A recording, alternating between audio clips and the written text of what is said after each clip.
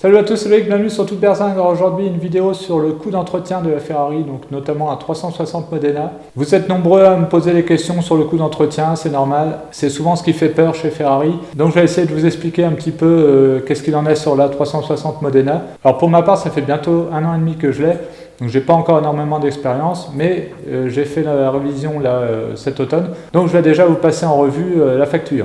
Alors déjà, 360 Modena, c'est pas la Ferrari la plus chère d'entretien. Ça reste cher, ça reste plus cher qu'une voiture ordinaire, ça c'est clair. Mais c'est pas, y a pire comme Ferrari. Et en plus, c'est une voiture très fiable, donc voilà. Donc pour ma part, j'ai fait la première révision donc cet automne, entretien annuel un peu plus poussé, et j'en ai eu pour 900 € quasiment. Alors l'entretien, je l'ai fait en dehors du réseau Ferrari, dans un petit garage qui a l'enseigne Renault, mais qui connaît très bien les Ferrari, il entretient une bonne partie des Ferrari de la région. Donc du coup, il a les connaissances et on profite du coût de main d'œuvre Renault, donc, qui est beaucoup moins cher que la main d'œuvre chez Ferrari, forcément. Alors je vais vous passer en détail la facture. Voilà, donc la Ferrari, elle a 61 500 km. Alors déjà, je vais vous dire ce que j'ai fait dessus. Donc il y a eu révision, donc vidange moteur forcément, remplacement de tous les filtres, filtre à huile, filtre à air, pollen, donc après check-up complet de la voiture, contrôle d'état des pneus, l'état des plaquettes frein avant, tout ça, l'état des courroies, éclairage, et j'ai fait aussi purger tout liquide de frein, donc ça c'est un truc à faire régulièrement sur les Ferrari, et même les voitures sportives en général. Donc déjà le fait d'avoir fait ça, le liquide de frein, ça rajoute un peu de main d'œuvre mine de rien, donc c'est pour ça que c'est une révision un peu plus poussée à cause du remplacement du liquide de frein. Voilà, donc déjà rien que ça, on a 428 € hors taxe de main d'œuvre. Donc là, il a passé 6,3 heures dessus. Donc après, si on regarde le détail, donc on a l'huile, donc là on a pour 86 € d'huile, mine de rien, donc quasiment 10 litres d'huile. Donc après on a le liquide de frein, la glace, tout ça, bon c'est pas très cher. Le filtre à huile, donc là il y en a pour 38 €. Alors après on a des joints, filtre à air 92 €. Alors les pièces ont été prises chez Pozzi, faut le savoir.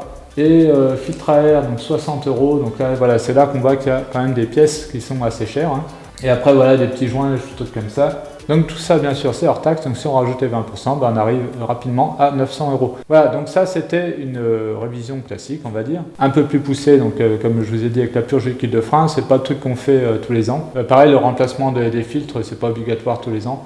Donc voilà, là, vu que je venais d'acheter la voiture, c'était ma première révision. J'ai le carnet d'entretien avec tout tamponné chez Ferrari. Je sais que ça a été fait, mais j'ai pas le détail de ce qui a été fait avant. Enfin, pas en tout cas à ce niveau de détail-là. J'ai tout ce qui est distribution, tout ça, ça c'est bien noté, mais les détails de purge liquide de frein, tout ça, j'ai pas.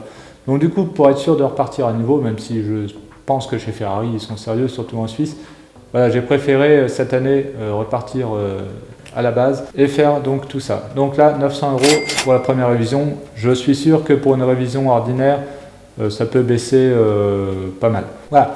Alors, chose qui l'a marqué aussi sur la facture, c'est que je dois bientôt changer les pneus, surtout à l'arrière. Donc j'ai commencé à regarder un petit peu sur internet. Alors on m'a conseillé plutôt du Michelin, plutôt que du Pirelli. Là actuellement je suis équipé de Pirelli. Apparemment les Michelin tiennent plus longtemps. Voilà, puis en plus c'est français du coup. Il serait moins cher et plus résistant. Alors niveau taille, à l'avant on est en 215/45 en 18 pouces. À l'arrière 275/40, 18 pouces également. Donc j'ai regardé un peu les prix. Donc pour les pneus arrière on est à peu près entre 220 et 270 € chez Michelin. Et pour les pneus avant on est à peu près aux alentours de 150 €. Voilà, le pneu. Donc du coup ça fait un total d'environ 800 € pour changer les 4 pneus. C'est pas excessif. Moi j'ai changé 4 pneus sur la Corvette qui était encore plus large. C'était du 295 à l'arrière. J'en ai eu de mémoire pour un peu plus de 600 €. Donc voilà, les pneus, souvent les gens ils psychotent un peu là-dessus. C'est pas forcément ça le plus cher. Alors par contre l'année prochaine je vais devoir faire la distribution. Alors Ferrari préconise de le faire normalement tous les 3 ans ou je ne sais plus combien de kilomètres, mais le truc qu'on n'atteint jamais de toute façon en 3 ans. Mais en fait personne ne fait tous les 3 ans je pense, quasiment. Tous les 5 ans ça peut être faisable largement, sans risque. Alors d'autant plus que moi je roule régulièrement, donc du coup les courroies n'ont pas le temps de craqueler, de sécher comme une voiture qui roule très peu. Finalement la courroie même sans rouler va s'user plus vite. Après celui qui tape beaucoup dedans aussi, forcément ça va la mettre pas mal en contrainte, donc elle va s'user un petit peu plus rapidement aussi. Donc voilà, moi la voiture roule minimum toutes les 2 ou 3 semaines, donc du coup voilà, la courroie est bien tout le temps. Voilà.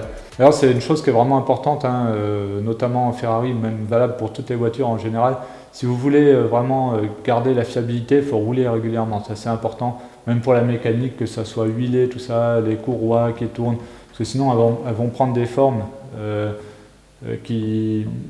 elles vont commencer à sécher, vous savez, elle va garder leur forme en fait en mémoire, hein, si elle est trop longtemps sans rouler, et du coup après ça va l'user prématurément. Plus vous roulez, forcément, plus ça va vous coûter cher aussi l'entretien, parce que y a tous les consommables, pneus, etc. Mais si vous roulez pas assez, ça va vous coûter aussi en tout ce qui est du rite qui vont sécher, les courroies, etc. Donc l'idéal c'est de trouver un juste milieu en fait. Donc du coup là moi elle va avoir 5 ans l'année prochaine, donc l'été prochain je change la distribution, donc là on passe encore à un niveau supérieur, donc du coup ma deuxième révision va être aussi onéreuse, je le sais déjà. Et donc là, pour une distribution sur Modena, ce qui est bien, c'est qu'il n'y a pas besoin de déposer le moteur comme dans les modèles précédents, hein, la 348 et la F355, où là, il faut carrément déposer le moteur. Donc là, c'est une opération rapidement coûteuse. Là, on peut en avoir pour 6 000 € en faisant autre chose à côté, parce que généralement, quand on dépose le moteur, on en profite pour changer pas mal de choses. Donc il y en a qui peuvent le faire à moins de 6 000 €. Mais ils font que la distribution, quoi. Et là, dès que vous commencez du coup à en profiter à changer les joints et tout, ce qui est très bien justement quand le moteur est déposé, là même en dehors du réseau Ferrari, on atteint rapidement les 6 000 €. Donc là, pas de ça ici, on n'a pas besoin de déposer le moteur. Donc là, c'est juste à dégarnir, juste entre guillemets, il y a un peu de boulot quand même, hein, dégarnir entre les deux sièges, et là on accède à une trappe qui donne accès directement à la distribution. Donc voilà, ça c'est une amélioration qui a été faite sur la 360, donc ça c'est vachement bien. Et du coup ça réduit considérablement le temps passé, et là donc il faut compter à peu près entre 2 000 et 3 000 € donc, pour une distribution en dehors du réseau Ferrari bien sûr. Donc voilà, alors après moi je sais que justement mon mécano là il a tendance à en profiter, et c'est très bien hein, de changer tous les joints qu'il peut trouver, enfin tout ce qui peut être amené pendant qu'il a tout démonté en fait, pendant qu'il a tout dégarni, qu'il a accès à des endroits du moteur qui ne sont pas accessibles. Il en profite pour changer un peu tout ce qu'il voit qui peut être changé. Dès qu'il voit un petit suintement quelque part ou quelque chose, tac, il change les joints. Donc ça c'est très bien, mais du coup ça augmente un petit peu le prix forcément, parce qu'il y a un peu plus de temps de passer. Donc là moi j'ai une connaissance qui l'a fait faire chez lui, la distribution sur sa 360 Spider récemment, il en a eu pour 3 200 €, parce que justement il y a eu ces petits changements de joints, des choses comme ça. Voilà, donc moi il faut que je m'attende à peu près à ça pour l'année prochaine. Alors après, je pense le principal coût au niveau entretien sur la 360, c'est l'embrayage. Donc l'embrayage, comme vous le savez, c'était dans les premières, c'est pas les toutes premières boîtes F1, c'était sur la F355. Sur la Modena, ça a été légèrement amélioré, mais ça patine quand même encore. Par rapport même à la F430, voilà, il était plus lent, donc du coup ça patine un peu plus. Donc bon, il y a des règles pour essayer d'éviter de l'user trop rapidement, donc mettre au neutre dès qu'on s'arrête quelque part, hein. Moi je le fais automatiquement maintenant. Pareil, éviter de faire patiner, éviter les démarrages en côte, des choses comme ça. Pareil, ceux qui font beaucoup de villes, forcément ils vont user rapidement leur embrayage. Enfin voilà, en fait ça va dépendre vraiment de notre conduite. Pareil, celui qui a la voiture garée dans le sous-sol, là forcément il va user son embrayage plus rapidement. Donc voilà, ça c'est vraiment, je pense, le poste le plus onéreux hein, dans l'entretien d'une 360. Donc pour l'embrayage, le changement d'embrayage, il faut compter à peu près 5 000 €. Alors après ça, en dehors du réseau Ferrari aussi, ça c'est pareil, le coût va dépendre de ce que vous faites en même temps, parce que là c'est pareil, pour l'embrayage, il va falloir démonter pas mal de choses à l'arrière, donc généralement on en profite aussi pour changer les joints, des choses comme ça. Donc là c'est pareil, en fait ça dépend soit de ce que vous voulez faire, soit vous voulez faire vraiment que l'embrayage. C'est pareil, est-ce que vous changez aussi le volant moteur, donc ça c'est plutôt conseillé, parce que s'il est un peu voilé, ça va vous user prématurément l'embrayage neuf que vous allez mettre, donc c'est un peu dommage. Donc l'idéal c'est de changer les deux. Donc voilà, après ça dépend, vous pouvez avoir des prix, si le gars il change vraiment que l'embrayage en lui-même, forcément ça va vous coûter moins cher que s'il change aussi le volant moteur. Mais après, du coup vous allez changer plus rapidement votre nouvel embrayage. Enfin voilà, c'est un compromis à trouver. Pendant que tout est démonté, généralement vaut mieux payer un peu plus cher et vraiment tout mettre nickel. Comme ça, prenez tranquille. Donc là, si vous faites ça, vous en avez à peu près pour 5 000 €. Voilà. Ça se fait pas, comme je vous dis, après, la fréquence, ça dépend vraiment de votre conduite. C'est pareil, c'est conseillé de se mettre, moi je suis toujours en mode sport en fait. En mode sport, ça passe les rapports plus rapidement et du coup, paf, il y a moins de frottement. Et du coup ça use moins l'embrayage. Alors ça c'est un souci qu'on n'a plus du tout sur les boîtes à double embrayage. Sur les boîtes à double embrayage, ça pré-enclenche en fait le rapport d'après et du coup on n'a pas ce problème de frottement. Une boîte manuelle sera moins chère d'entretien parce que généralement ça use moins l'embrayage. Parce qu'il n'y a pas, justement, la boîte F1 a tendance à faire un peu patiner, tandis que là, à moins que vous fassiez des démarrages en côte sans arrêt, ça fait quand même moins patiner en boîte manuelle. Alors après, niveau fiabilité, les soucis qu'on peut avoir, donc il y a les collecteurs d'échappement qui peuvent se percer. Donc après, l'autre poste qui peut être cher, c'est la pompe hydraulique de la boîte F1. Donc cette pompe, elle peut gripper, ça arrive. Donc voilà, elle coûte assez cher, hein, c'est à peu près entre 2 et 3 000 euros cette pompe. Alors, on m'a dit qu'il y avait exactement la même chez Alpha, et que du coup, vu que sur le carton c'est marqué Alpha au lieu de Ferrari, ça sera beaucoup moins cher. Je ne sais pas si c'est vrai, voilà, confirmé. Donc voilà, en gros, pour le coût d'entretien d'une Modena. Alors après, pour parler Ferrari en général, je pense que pour moi, la plus chère à entretenir, en tout cas dans les... Je ne parle pas des vraiment anciennes, genre 250, tout ça. Mais sinon, ça serait la Testarossa, je pense que c'est la plus chère d'entretien, parce que là, il faut déposer le moteur pour la courroie, donc c'est le flat 12 qu'il faut descendre, donc je vous laisse imaginer le boulot que c'est. Après, c'est pareil, sur les anciennes, il y a des pièces qui peuvent devenir rares, donc du coup cher. Donc voilà. Je pense que la Modena, c'est un bon compromis. La F430, je pense qu'elle est pas chère non plus. Là, c'est une chaîne de distribution.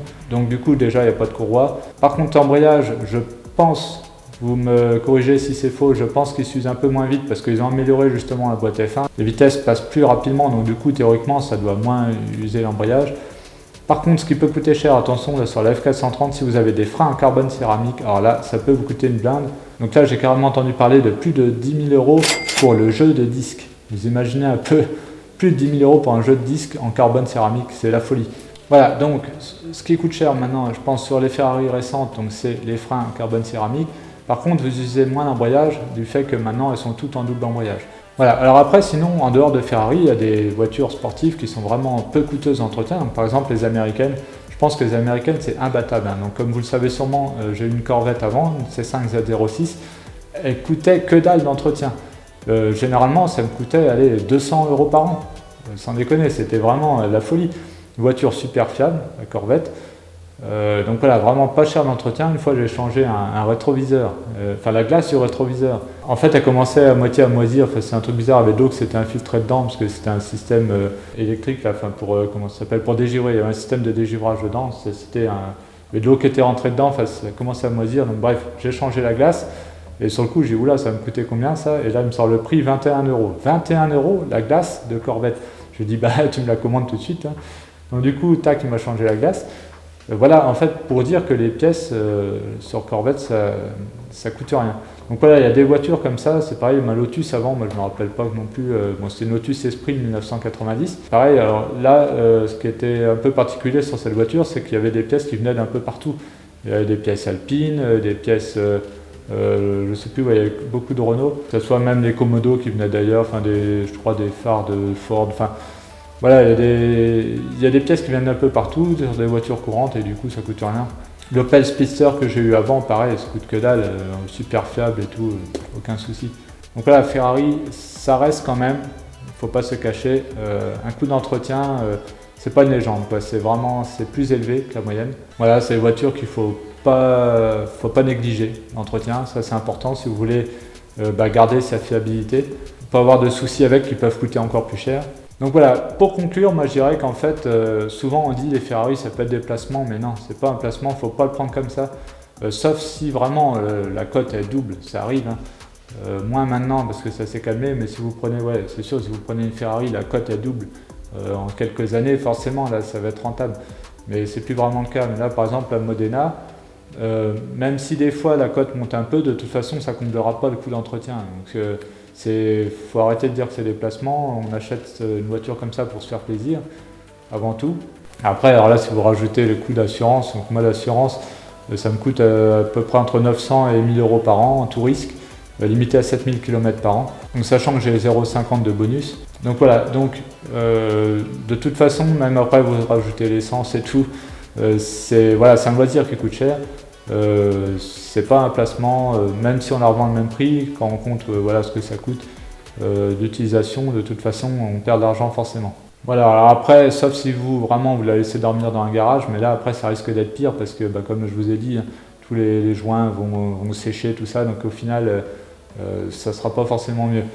Puis bon, bah, une voiture, on l'achète, c'est pour rouler avec, hein, ça serait dommage de la laisser au garage. Donc voilà, c'est fini pour cette vidéo. Bah, j'espère que voilà, ça vous a éclairé un petit peu sur le coût d'entretien, donc notamment de la 360, hein, c'est celle que je connais le mieux. Je pense que je vous en reparlerai au moment où je ferai la distribution. Peut-être que je ferai même une vidéo dessus, on verra. Je vous ferai de toute façon un retour d'expérience à chaque fois, au fur et à mesure des années. Alors sinon, il y a un forum que je peux vous conseiller, c'est Ferrarista. Je vous mets le lien en description là. Là vous avez plein d'infos, c'est un forum et site sur Ferrari, là vous avez plein d'infos, il y a plein de propriétaires de Ferrari dessus, c'est très actif, hein. Voilà, il y a beaucoup de monde sur le forum, les propriétaires de plein de modèles différents, donc voilà, si vous voulez des infos sur n'importe quel modèle, allez-y, les gens sont très sympas dessus. Il y a aussi des articles, hein, genre blog, très détaillés, donc sur les coûts d'entretien, sur les assurances, voilà, il y a plein de conseils, c'est vraiment bien. Voilà, bah, si vous avez aimé cette vidéo, n'hésitez pas à lâcher un pouce bleu, n'hésitez pas aussi à vous abonner si ce n'est pas déjà fait, et d'activer la petite cloche, c'est important pour savoir quand je mets des nouvelles vidéos.